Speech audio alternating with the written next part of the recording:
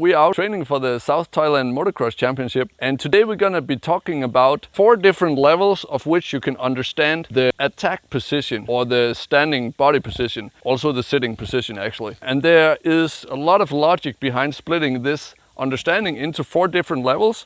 And I'll just see if I can go through these levels quick and explain why it makes sense to divide them into 4 levels. So firstly, there's understanding the static version of the body position, things you can see in a picture. Then the next level is understanding the variations of the body position. So if you see a movie of a motocross rider, you can see he's moving around on the bike and there's some variation, like understanding that aspect is the next level, number 2. And then number 3 is the things you cannot see on either photo or video. So that's the invisible stuff. And what is that? Well, that's pressure points and tightness and looseness located around the body in different joints and stuff. And we're going to talk about that on level 3. And then the last level and the final one is the variations of the tightness and looseness and pressure points that you cannot see on picture or video. So we're gonna start with level 1 and then we're gonna go through the other ones as well.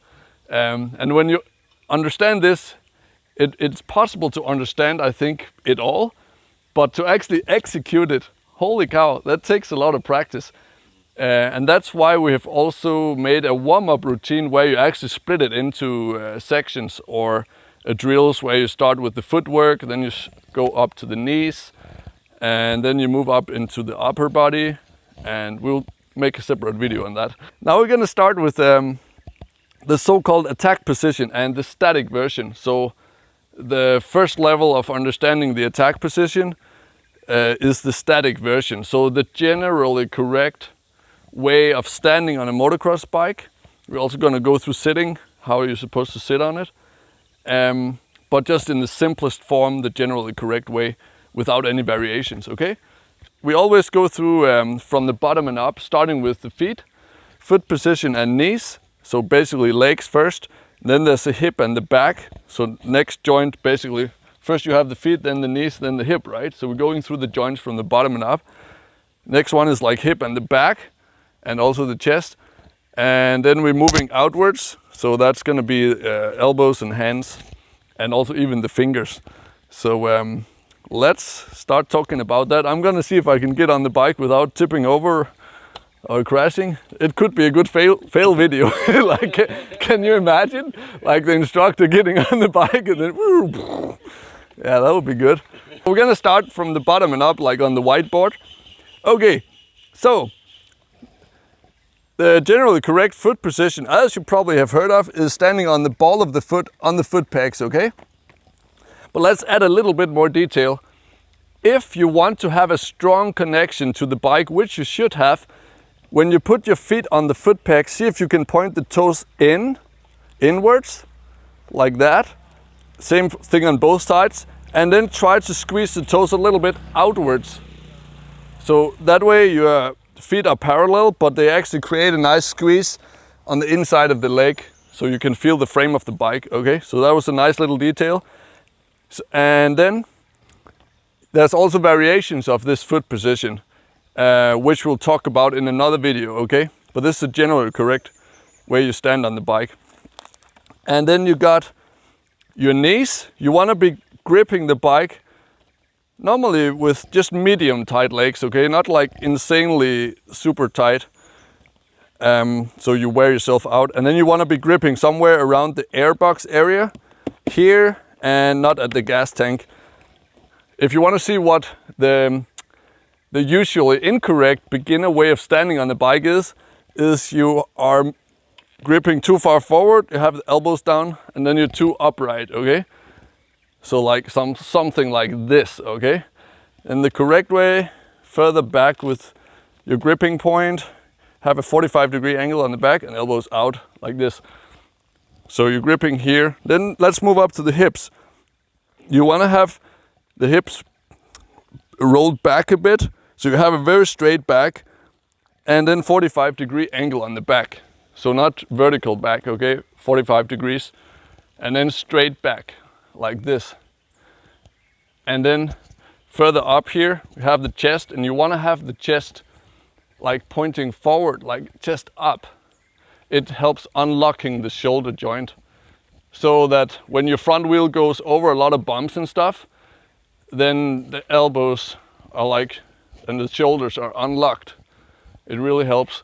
And even on corner exit, you wanna, when you're sitting down, you wanna sit forward. Let's just go through the sitting position as well. So you're sitting down, leg out. You wanna have the chest forward and elbows still out. If you're going to the right, elbows out, chest forward, kind of leading out of the turn with the chest and the leg out near the front wheel. And knee tight to the shroud, applying pressure on the foot peg.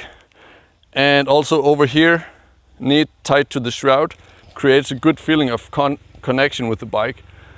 Okay, let's get back to the standing position. So, elbows should be pointing out, same direction as the handlebar. And it's very normal for beginners to have the elbows pointing back. We will talk later that there is a point in time where it's okay to let the elbows drop if you are supposed to generate traction by pulling the handlebars. We'll get back to that later. So instead of gripping like straight on to the grips, you want to grip like a screwdriver.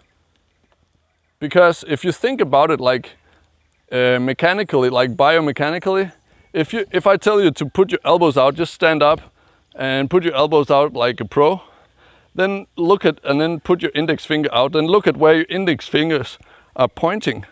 They're like pointing into a point like that would be in front of your front fender. So for that to fit onto the handlebars, you will have to have a screwdriver grip. And that's why you see some pros, they move their controls inwards on the handlebars to accommodate this position. So actually the cutout on the clutch is not aligned straight in front of the inside of the grip. It's more further in.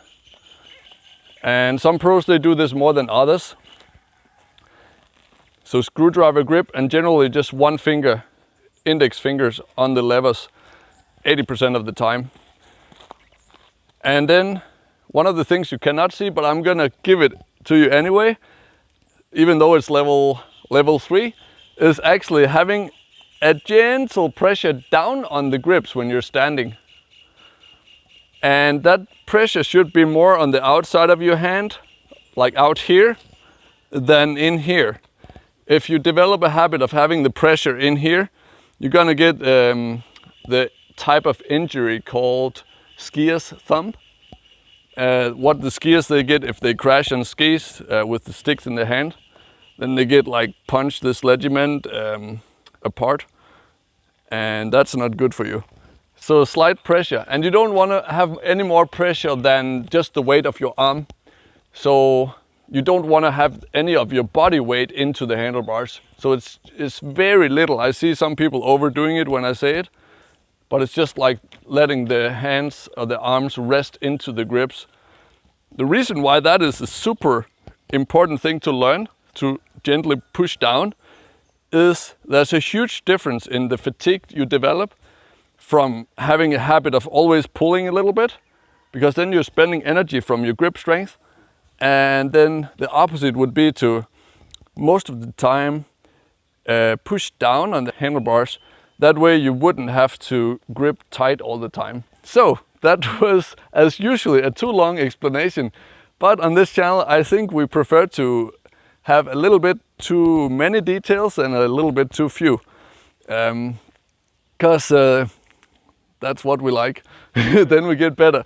Okay, so thank you for watching and see you on the next one. Brian, cheerleader. Go Toby. Okay, are you ready, honey? Okay. Okay. Be serious. Come on, man. And now we have to be serious. Yeah. So